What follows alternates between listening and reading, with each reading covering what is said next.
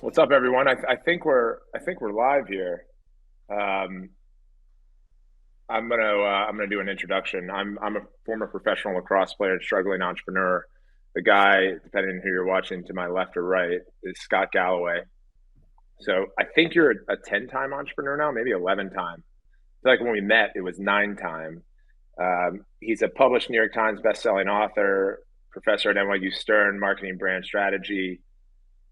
He has two top 10 podcasts now, which is more than really most people. Too many podcasts. Prof G show and Pivot with Kara Swisher. He's a regular contributor now on Bill Maher and CNN's Anderson Cooper. He's an English Premier League football fan. Throwback though, he was a two-time guest on my podcast, and I would say at one point, or maybe I could just say that I would like to take credit for his foray into audio and his success in audio. Like I had a podcast that was growing, and he was asking me about podcasting, and it's completely inverse. Now he's one of the best, and I stopped podcasting. And then one day he'll be a board member of the PLL, which is the league that I co-founded. I'm probably the most annoying person that Scott's ever met. I text message him probably a couple times a quarter to see if I can get together with him. I can talk about sort of as we reflect on our relationships in business and in life, how I sort of evolve or how I think about that relationship, because he is a mentor to me. I would consider a mentor to me and friend, but one of the most elusive human beings on the planet. He's in London right now. I'm in LA. I was in London last week. I think he was in LA. But Scott, it's good to see you, and I'm glad that public allowed this forcing mechanism for me to actually get you in a room. Thanks for the generous introduction, Paul. It's good to see you. And Paul's being humble. Paul is probably the greatest living lacrosse player. So it's anyway, it's good to be with you, Paul. Yeah, I would say, so we have a list of questions to go through, and I'm mainly just going to ask Scott and step aside. I'm going to contribute on a couple areas where there's intersection between both of our experiences. But just I think a quick lesson on sort of mentorship and approach to mentorship. I get asked this quite a bit, and I ask the question a lot. And I mentioned my relationship with Scott. I think that what stands out to me is being dogged in your approach of work, of life, of things that you're passionate about. Being compassionate and considerate and understanding. So I can rib Scott, but I think the thing that hopefully he feels, and I can tell him as we sort of like sort through this drama live, because I will say I messaged him quite a bit last week and he didn't respond. Team, I'm not hearing Paul. Can you guys hear me? Let me see if I can go on Okay, headphones. Cool. So as Scott works out his audio, is that, I think the best thing to do is to have zero expectations and fully appreciate opportunities that you get from those within your network, whether it's you're approaching investors, whether it's partners, whether it's friends and family. I very rarely have an ask of Scott. It's mostly questions about him and things that he's done in his career that I can learn from. I'll give you an example. As I mentioned, his contributions on Bill Maher and Anderson Cooper, and he does all this other stuff across his media conglomerate.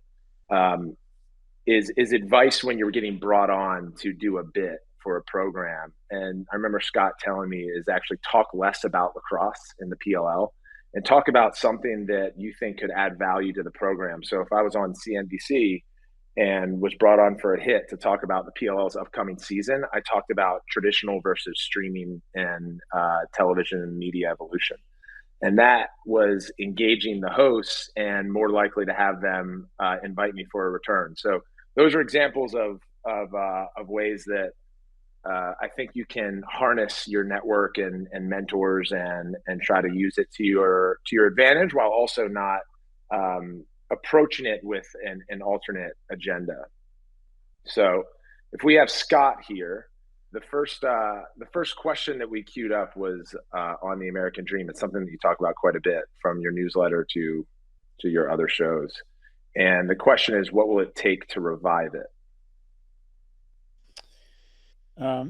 Well, first off, Paul, thanks. Paul's way ahead of where I was at his age, and that he's not afraid to ask for help. I conflated leadership and masculinity with making snap judgments and then advocating for my view, as opposed to assembling a kitchen cabinet of people that I could reach out to on a variety of topics, personal and professional, and get help. Because it doesn't matter how talented you are or how good an entrepreneur you are, it's really difficult to read the label from inside of the bottle. And I finally figured out that you really shouldn't make an important decision professionally or personally without reaching out to people and getting a number of opinions. And you might, at the end of the day, decide to ignore those opinions and go with your gut, but you'll just feel better about the decision. And a lot of times you just can't see stuff that is obvious to everybody else, but not to you. And Paul isn't afraid to reach out to people and be vulnerable and say, I'm struggling with this decision. What do you think? And that's a sign of maturity. It's something I didn't figure out well into my 40s. In terms of the question, what's it going to take to restore the American dream? The American dream, it's a nuanced answer, because America becomes more like itself every day. And that is, America is largely driven on freedoms and capitalism is sort of taking over. There was a study done on American values and how they've changed since over the last, I think it was since 1970. And they looked at, they asked people, what are the values that are most important to you? And they said patriotism, and that's gone from 70% to 35%. Family, developing a family, has gone from something like 54% to 30%. That's been cut in half. Friends, being part of the community, has also been cut in half. So all of these things have gone down. Religion is down by a third. That's gone from like 54 to 36% in terms of number of people who say it's important to them. And then money was at 29%, and it's gone up to 42%. So money has the importance of money in our culture, or the perceived value, has gone up more than almost every other value.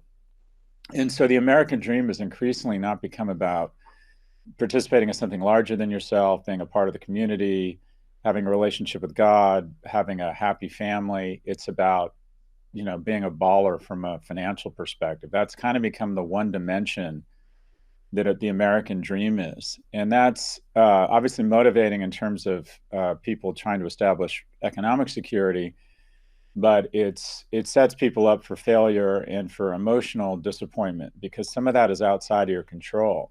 The number one signal around your economic security is where and when you're born. A lot of it's out of your control. And that's not to say that you can't have huge agency in it, but a lot of it is out of your control. In terms of the American dream itself, the American dream has never been stronger and more attainable for the top decile. America has slowly but surely become optimized for the top decile. And that is, we used to have a progressive tax structure. Now it's progressive till you kind of get to the point where you can start investing in stocks and assets and houses. And then the income you get from those assets qualifies for long-term capital gains, and the taxes go down. So the tax rate becomes regressive once you get into the top decile. In addition, we've become so impressed by people who aggregate a certain amount of wealth that they just develop fame for being financially successful. They have a much larger selection set of mates. Their kids are hugely advantaged. They immediately get contacts by virtue of their certification, because they get more access to elite institutions and clubs. So the American dream, if you will, has been optimized for the top 10%. And that's come at the cost of access to the bottom 90%. And I'll use myself as an example. When I applied to UCLA in the 80s, the acceptance rate was 76%.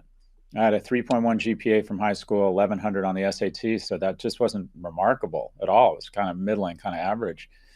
I didn't get in. I was one of the 24% that didn't get in, but I appealed and they let me in on appeal. And then I got a 2.27 GPA undergrad, which isn't easy to do because that means you almost failed out about 5 times. And with that 2.27 GPA, Berkeley decided to let me in for graduate school.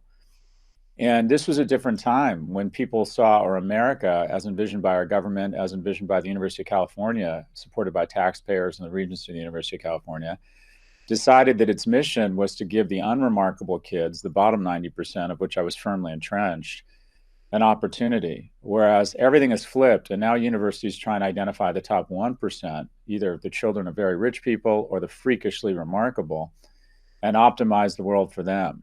and the acceptance rate this year at UCLA will be 9%. So the American dream has been optimized for the top 10%. It's never been easier to be a billionaire, but I would argue it's never been harder to be a millionaire. And I would argue that that's not what America is about. The top 10% actually don't need college. They don't need help. They have great contacts, usually secure living households, financial security right out of the gates. It's the unremarkables, the bottom 90%, that America needs to fall back in love with. So let me ask you then, because I've heard you talk about this quite a bit.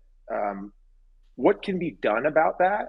And then there's layers to that. So I think what you've identified is the evolution of psychology of Americans, right? Like the middle class surge during the post-war, which was mainly focused on families wanting to feel safe. The industrial revolution, the industrial advertising complex, all of these created opportunities to generate wealth, and then this middle class maybe felt as a result of, you'd also mentioned faith and safety and moving out into the suburbs, that was good enough. So it sounds like there's been a psychology curve of never good enough, and there's these economic data points that you've referenced that has squeezed sort of the middle class. So I guess, what is there to do? Do politicians play a role? Intervening seems to piss a lot of people off. Or is this just a natural progression of a capitalist democracy in like sort of a post-internet social media age with information symmetry? Is there anything we can do about this? So Karl Marx and libertarians would all say this is just capitalism collapsing under its own weight, that this is a natural part of the end cycle of capitalism. I don't think that's true. America has been within, I mean, if you look at the glass is half full, which I'm not good at, America is within striking distance of becoming the first society in history to establish a prosperous multicultural democracy. No nation has pulled that off. People will say, well, what about Canada or the UK? Those nations are 80% one ethnicity. We're 60%, and within 20 or 30 years, white people will be in the minority. We will be a truly multicultural society that will hopefully still have a robust democracy and economic growth. No society has ever been able to pull that off. So we have a lot to stop, take pause, and kind of recognize our achievement in. Unfortunately, Americans are more threatened and scared of each other. We're more threatened by a transgender swimmer or by the notion that our kid might marry a Republican than we are by Putin or Xi. Relatively speaking, America is about as strong as it's ever been geopolitically. We're food independent, we're energy independent. Our vaccines, no one's lining up for Chinese or Russian vaccines. We have inflation, but it's less bad than most places. We're growing. The smartest, brightest people in the world want to come here. We're responsible for 50% of the world's philanthropy, more Nobel Prizes, more patents, more IP. I mean, on a relative basis, we're killing it. So I would say, where would you rather be right now than the US? The problem is if America were a horror movie or its problems were a horror movie, the call is coming from inside of the house. And that is, we have economic incentive, or the best, biggest, brightest, most well-financed companies have economic incentive in dividing us. And that is, their algorithms realize the way to maintain our attention in an economy where you can transition or arbitrage attention into Nespresso ads and into money is to, number three, provide awe. Watching you play lacrosse, watching a cat jump out of a box. Number two is anxiety, the situation room. Well, some days there isn't a situation, but every day there's a situation room on CNN. And then the number one means of maintaining people's attention is anger. And so the easiest way to get someone angry is to give them someone you relate to, another American who might have different political views. I mean, if you think about it, political views didn't identify your friendships or people until just really 20 years ago. Most people, the majority of people, didn't know the political affiliation of their friends. They didn't care. That was something they did in private behind a curtain once every 4 years. And now it's a means of dividing us into two. And even some politicians have divided a secession from red states and blue states. So unfortunately, we're kind of coming apart internally. We're eating each other from the inside out. In terms of solutions, I think social media companies need to reconfigure their model more to payments as opposed to advertising. I think we need national service such that everyone can serve in the same uniform and see themselves as Americans before they see themselves by their sexual orientation, their political party, or their economic background. I'd like to see young men start school a year later. I think they're less mature. Men as a group have fallen further faster. Young men, 4 in 10, 4 times more likely to overdose, 3 times more likely to kill themselves, 12 times more likely to be incarcerated. I think men just biologically are a year and a half behind, or boys are a year and a half behind girls. I'd like to see a massive investment in vocational programming. There needs to be more on-ramps into a great middle-class lifestyle. A lot of us parents shame their kids. We think if they don't end up at Google and then KKR, that we have failed as parents and they have failed as children, not realizing that 2/3 of our kids will not end up with a traditional liberal arts degree. I'd like to see a much different tax policy that stops robbing money from people under the age of 40 who have seen their wealth, their percentage of wealth go from 12% to 6%, with tax breaks that favor people who own assets or own their homes as opposed to make their money with salary or renting, i.e. young people. There's $1 trillion transfer of wealth every year from people your age, Paul, to people a little bit older than me, called Social Security. And yet that group is the wealthiest cohort in history. You could make an argument that the Social Security should go from old people to younger people. We have this rejectionist culture that makes it harder for your generation to get into school, harder to buy a house, because the moment I own a house, I go to the local review board and make it impossible for new housing development. So young people can no longer afford to buy houses, get the certification they need, and then they get taxed at a greater rate. So I'd like to see a massive investment, vocational programs, investments in infrastructure, tax policy that restores economic vitality to people under the age of 40, and some sort of national service that creates connective tissue among Americans. Okay, so are we using today as a forum to announce your candidacy for office? I've done what's stopping you from public service? Is it the bipartisanship, the filibustering? Like, what's the shit that's going on at the House and Senate that stops someone like yourself from stepping into public service? I've done too many drugs and I've had sex with too many people. There's just. I think so did former President Obama. No, I don't think he did. and also he's about 1,000,000 times more talented, likable, and he likes people. I get asked that quite a bit, and the reality is I don't have those skills. I don't generally enjoy people. I think as a politician, you have to really enjoy meeting people. I don't. And I've had a really robust private life that I have no desire for my kids to find out about. And I just. Right. So you're talking about like the process of. I'm going to soccer games with you and my friends and having a great time. Why on earth would I want to subject myself to that bullshit? Yeah, I hear you. It's frustrating to hear, but it is a real thing. So let me ask you. I want to bend the conversation towards media. But so I think I get this right. You said people watch, or attention goes towards awe. It goes towards anxiety, and then the third one was fear. What could you remind me of the third one? It's so awe. It's awe, anxiety, and then anger are the three things that take content viral. Okay, I would add utility, but that's probably much smaller, where people will watch something to gather a skill. And then the one that I wanted to ask you about, though, is, which will lead us to media, which is a solve for boredom. How much have you thought about that, or do you think that plays a role, especially if you think about scrolling? Like, what is it actually helping someone solve for? And by the way, feeling bored dates back, centuries and centuries of what it's like to be a human on this planet. And the Stoics would advise us to sit in that stillness. Our minds in today's day and age are racing in different directions, and we're trying to figure out what mindfulness or meditation is to calm the mind down. And in return, we look for the nearest drug, which could be social media or hard drugs or whatever the drug is, metaphorically or physically.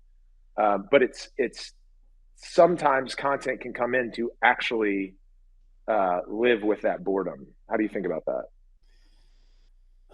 So a lot of people I respect and are really talented at what they do, including you, have really embraced meditation. I want to. It's just something I haven't leaned into yet.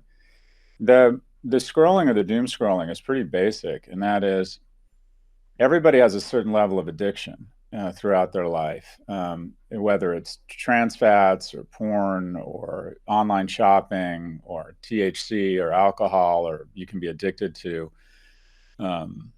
praise, whatever it is. I'm addicted to the affirmation of strangers, and it's pathetic at my age, but it's true. So after this webinar, I'll go on Twitter and see if how people responded to it. And it's way too important to me what strangers think of me and my work. And that's my addiction. And unfortunately, social media is there to feed that addiction 24/7.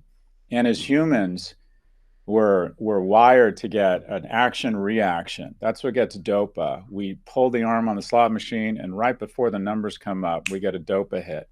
So it's the dopa hit happens right when you pull up Twitter, before you see how many likes you got on something, or you pull up a clip of you doing something. And I imagine you did this, Paul. You looked at your highlights and to see what the comments were after every game. Or if you didn't, you're much more self-actualized and confident than most successful people and most athletes. But we don't have the ability to get that sort of dopa hit in a superabundance culture. Our instincts just haven't caught our instincts just haven't caught up to the superabundance of our culture. Sugar, fatty foods were in such had so much scarcity for 99% of our existence that when we have access to them 24/7, we get obesity. And when we have access to affirmation and what it means to be loved, and we all have a need to be loved because it creates a community and makes us safer, when we have access to some reasonable facsimile of a relationship, of fun, of recreation, of a reasonable facsimile of a physical relationship with online porn, a reasonable facsimile of playing in video games and community by multiplayer games. All those things are great in moderation, but the problem is, especially men, young men who are more prone to addiction than women, and also have lower functioning prefrontal cortex, the kind of executive function saying, okay, I should stop playing video games and I should go meet up with my friends or study for tomorrow's test. You end up with an entire cohort of young people that can't modulate that and end up kind of withdrawing from the real world and find very little reason to not engage in low risk, low barrier relationships online, as opposed to going out and going through the uncomfortableness of making friends, approaching people, taking risks and approaching them romantically, or expressing romantic interest, calling strangers and trying to get a job interview, blow drying your hair, putting on a clean shirt and going to work, as opposed to just flipping on an app and doing remote work when you're really desperate for money. So I think it's taking the mojo away from an entire cohort of people, especially young men, who otherwise would have more robust lives. And once you get to 25 and you haven't had a relationship with work, or you haven't had a relationship with school, or you haven't had a potential romantic relationship, you kind of become not unsavable, but permanently impaired, because you continue to get validation that you have no value. It's hard to find a job when you've been out of work and don't have a college degree. It's hard to get swipe right on when you're seen as not someone who's in the top 10% of attractiveness on Tinder. And it creates a downward spiral where you feel you have no value. You feel like you're worthless or useless. And we had this meme stock movement a couple of years ago, and people saw it as a movement. And what I would say is that wasn't a movement. That was people smarter than you, happy to take your money, and that this would all end in tears. And I got a lot of shit for saying that. I was called a boomer, and you're trying to sequester us from the opportunities you had. I didn't believe that it was true at all. I thought it was a bunch of smart hedge funds taking advantage of retail investors that were bidding shitty companies up to valuations that would not be sustained. And I said that. If you want a revolution or a movement, rebel against the food industrial complex that wants to constantly present you with addictive, shitty, high calorie, low reward food, and then hand you over, once you're obese, to the industrial pharmaceutical complex that'll make between $12,000 and $20,000 a year at 98-point gross margins, serving you diabetes medication. If you want a movement, rebel against social media that wants to divide you and have you hate other people and hate other Americans for no reason. If you want a movement, rebel against cable news that's telling you that you should be angry. There's all sorts of better ways to rebel against, quote unquote, the man than believing that buying AMC stock or trading is some sort of rebellion. I'm really upset about young people's approach, or some of their approach, to building economic security. The tagline for Robinhood should be, the more you trade, the more you lose. And it comes down to incentives. Social media has an incentive to enrage you, and some of the online investment apps, because of their pay for order flow, have an incentive to just get you to trade more. And between 80 to 95% of all day traders lose money. So I think it's important that older men try and mentor younger men. And obviously I focus more on struggling young men than struggling women. Women are, women's trajectory, young women's trajectory is really fantastic right now. There'll be 2 female college graduates the next 5 years for every 1 male college graduate. Single women own more homes now than single men. That is a fantastic thing. So we don't want to do anything. We can hold 2 thoughts in our mind at the same time. The young women, we can celebrate the progress that young women have. And I think any social program has to involve the expansion of programs such that it doesn't come at the cost of women or people of color because we feel sorry for young men. I just don't think that's going to work. But I generally believe that everybody has a little bit of addiction. The sooner you recognize it. I like to drink. One of the reasons I work out all the time is so I can drink and I can smoke and I can engage in THC. I think it adds to my life. I don't do it a lot, but one of the reasons I work out and eat well is so I can do it. But the key is modulation and moderation. And these technology has totally run over or bypassed our ability to modulate. I mean, it's very difficult for to tell a 19-year-old or a 17-year-old to modulate their video games or their need for tell a 15-year-old girl she shouldn't be as concerned with what her friends think about her. I mean, that's just impossible. That's impossible to modulate. So I'm worried that we've set up a series of incentives and technologies that are very damaging and prey on young people. Before we go, I wanted to get a sort of prediction and at least wrap around some of this conversation that we've had around attention and information and sharing related to sort of the traditional format of the industry, which is television, broadcast cable, and streaming is sort of the modern version. So we'll now move from social media, even though I think that it is the largest form of media and attention. So ahead of some of your predictions around the Rundles, which you coined, and where you think the winners and losers will be, network studios, I want to provide a lay of the land based on how I see it.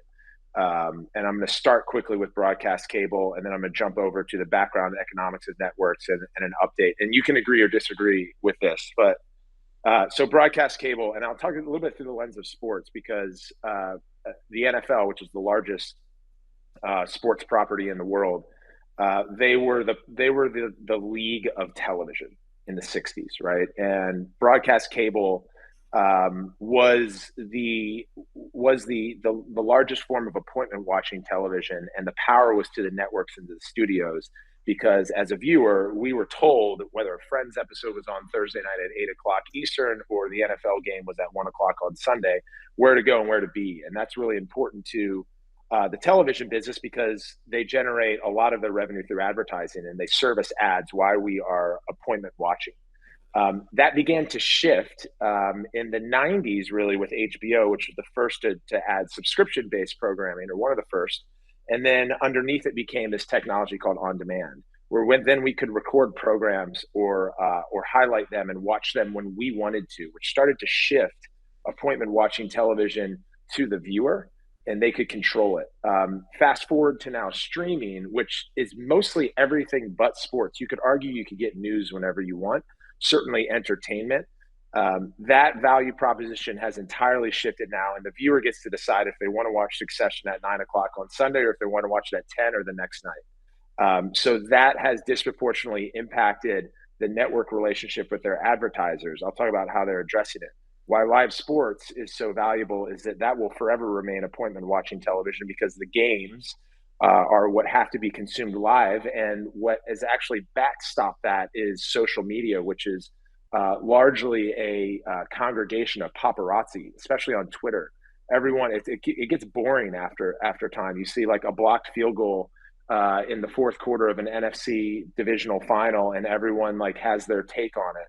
So there's an accelerated need to be watching sports live that has been created by social. But regardless, live sports is appointment watching television, and that services advertisers from spots and dots, 30, 60-second ads to in-game features.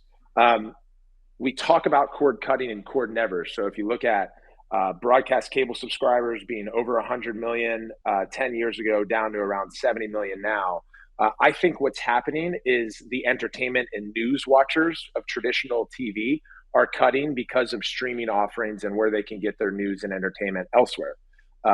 Why I say that, and I think the 70 million might go down to 40, which if you look at like the origination of broadcast TV is a pop to 40 million. I think we're going to find out who the sports fans are, because ratings for sports are actually going up despite cord cutting and cord nevers, drafting that total subscriber base down. So the people that are staying on, or the people that are subscribing now, are sports fans. And the NFL had their largest broadcast viewership. The World Cup, NCAA March Madness this past week and 2 weeks have had its highest ratings. So that's a quick note on the current. The economics of networks. I think I want to lead with something that I think is important to note, which is networks are in the business of creating content and monetizing that content. And we get distracted by cord cutting. At a high level, we have MVPDs, which are cable service providers. So those are the Spectrums, the Comcast. You have the virtual MVPDs now, which are YouTube TV and Hulu. Those are the groups that pay affiliate fees to the networks who make the content. And largely, like, we're known as Disney and ESPN drafting the largest affiliate fee because their audience is stickier and they drive a higher price than, say, NBC Sports for their programs. Second, you have advertising, which I mentioned, spots and dots. So the networks make money that way. The third way they make money traditionally is through licensing program. That's going down because of streaming. And the fourth, which is new revenue, is subscribers with their streaming services. So the old saying in the business, especially in the movie business, was you make a piece of content once, you monetize it 12 times. With streaming, you make a piece of content once and you monetize it once because people are contracting or owning all their stuff. So I hope that makes sense to anyone listening around sort of the economics of how networks make money and sort of like getting the thought perspective to centralize around the multiple ways. I think at large, while cord cutting may go down, subscriptions are going up. That's new revenue. Licensing is going down because, Peacock has brought The Office back in-house, so you have to subscribe there and you can't watch The Office on Netflix. And then advertising is being reinvented. So a lot of these networks now are figuring out their advertising video on demand, so they're AVOD. So you can watch Netflix now at a lower fee and then be supported by ads. So all of that said, that's sort of my kind of 5 minutes on the network and content business. What are your thoughts on winners, losers, which is something you, I think, accelerate at, and maybe predictions? Yeah, I agree largely with everything you said. So an easy winner is sports, because sports is kind of the last fortress of linear TV. I had an NYU event last night, and I got home about halfway through the Scotland-Spain game. And by the way, Scotland beat Spain 2-0, which is just like a huge, like one of the biggest things to happen to Scotland in a while. And I suggested to my 12-year-old that we wait 45 minutes and start it and record it. And it was just every fiber of his being, he just couldn't do it. He could not watch it live. And so sports is still the place where you can aggregate a large audience and then pelt them with ads convincing them they have restless legs or opioid-induced constipation. Like, there just isn't any other content that people find a premium in the now. I will wait to watch Succession. I will wait to watch, whatever it is, Euphoria. Sports still aggregates those audiences, so they get this, it has this unique space where broadcast can actually afford to bid more because they aggregate large audiences than cable. The world's turning into iOS or Android. Android is free, and then you give up a lot of data, or they don't value your time. Cable TV is Android. We're going to pay you 50 cents an hour, or we're going to get 50 cents to $1 an hour for advertising. And if you're watching a lot of advertising, it means your life really hasn't worked out. I kind of feel the same way about people with an Android phone. It kind of means things haven't panned out the way you'd hoped.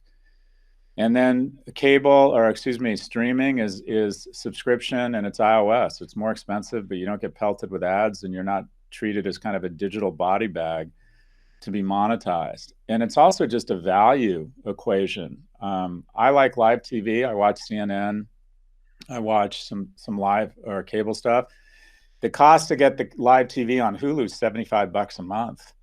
So for $75, I can have live TV and CNN and some other good stuff. I like CNN. I watch MSNBC. I watch other live TV, or I can get Disney, Netflix, Hulu, and HBO for about half that. So for young people, that's not even a choice. They don't even see that as a decision. So interestingly, let me interject, because I'd love a prediction from you on this. I've heard you kind of interview others. So the combination of the two, which some of us have. I'm Hulu Live TV because I need my sports, right, and then I also have the subscription services. Rewind 10 years ago, we were paying about $200 for all in. We had less control, to your point. ESPN announced in a shareholder call a month ago that they wanted to actually develop into a hub. Sort of Apple TV is a hub right now. Our smart TVs are hubs. Where do you think that's going? Well, everyone wants to be the operating system for your digital life, but if Amazon and Apple can't do it with their deep pockets, or Netflix, it's probably not going to happen. The one prediction that's just easy is consolidation. AMC Plus, Hulu, probably even Peacock will not be independent. There's too many of them. There's going to be consolidation. Yeah. And now that the market has pivoted to profits away from growth in terms of valuation, they're all looking for ways to get economies of scale. And Disney Plus, which is just an exceptional asset, product, value proposition, is hemorrhaging money. Essentially, they're all hemorrhaging money, except for Netflix, which has kind of made the jump to Lightspeed in terms of I think it's 220 million subscribers. So it all spells one thing. It spells consolidation. You're going to go from 9 players to 5. It's not a romantic prediction. And then you have, and then the existing cable guys, and you're seeing this at CNN, are going to just go into a step change down in terms of revenue, because not only are they competing against each other, they're competing with new entrants calling on their advertisers. Netflix now has ad salespeople. Amazon is going to start calling on them. And in addition, TikTok is going to suck an incremental $3 to $5 billion a year out of the ecosystem. And the advertising ecosystem is a zero-sum game. It always averages between 1.3 and 1.6% of GDP. So when TikTok goes from 600 million to 6 billion in revenue, that's 5.4 billion in revenue coming out of somewhere. And ESPN's success was not only a focus on sports, but the fact they figured out a business model that foisted that $8 a month on people who don't watch sports like myself. And now that it's no longer, paying $99 for a buffet lunch, even if you just want, an omelet and nothing else, that's being picked apart. Anyways, consolidation, cable TV is going to become Life Alert, personal injury attorney ads, and basically cable TV is going to be a lesson in how much it sucks to be old and poor. Right.